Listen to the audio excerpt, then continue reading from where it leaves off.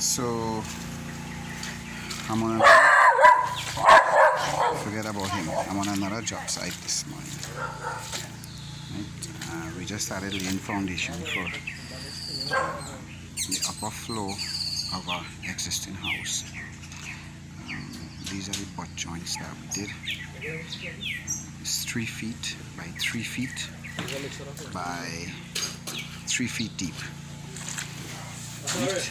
Same over here as well. So what happens is you tie, this is 5/8 rebars. They're tied together. What we're going to do now is pour cement there, about 10 to 12 inches of cement, and that locks the column in place. Right, so that's what we're doing right now. It's a little bit tedious because the rain has been falling for the last few hours, so it's a little bit messy. You can see my hands. It's a little bit messy, but we're going to get it done. The center line here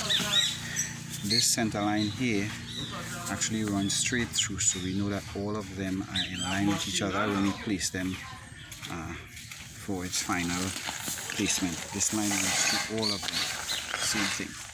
So that's what we're doing here. I'm going to get ready to pour some cement now, so I'll continue recording later on. Alright, thank you. And don't forget to like, subscribe,